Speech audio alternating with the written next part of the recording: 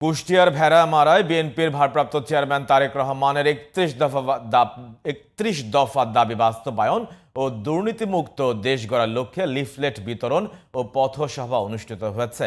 শুক্রবার রাতে ভেড়ামারার গোলাপনগর বাজারে মোকারিমপুর ইউনিয়ন বিএনপির আয়োজনে পথসভা অনুষ্ঠিত হয়। ইউনিয়ন বিএনপির সভাপতি মোহাম্মদ শাহাদাত হোসেনের সভাপতিত্বে প্রধান অতিথি ছিলেন কুষ্টিয়া জেলা বিএনপির সাবেক উপদেষ্টা ও ঢাকা বিশ্ববিদ্যালয়ের নাটক ও নাট্যতত্ত্ব বিভাগের সাবেক চেয়ারম্যান অধ্যাপক ডক্টর সাইফুল ইসলাম।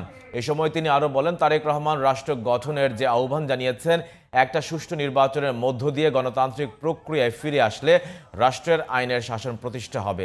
সভায় সুপ্রিম কোর্টের আইনজীবী মোহাম্মদ বুলবুল আবু সাইদ শামীম, উপজেলা বিএনপি সদস্য মোহাম্মদ মঞ্জুর আলম দুলাল, ওয়ার্ড বিএনপি সভাপতি মোহাম্মদ আব্দুল কাদের সহ আরো অনেকে উপস্থিত ছিলেন। দলের প্রত্যেক নেতাকর্মীর প্রতি নির্দেশনা আছে যে এই ৩১ দফা প্রত্যেক ঘরে ঘরে পৌঁছে দিতে হবে। আমরা সেই লক্ষ্যে কাজ করছি। নির্বাচন অবশ্যই জরুরি এবং অনিবার্য। নির্বাচনের বিকল্প কোনো কিছু নেই।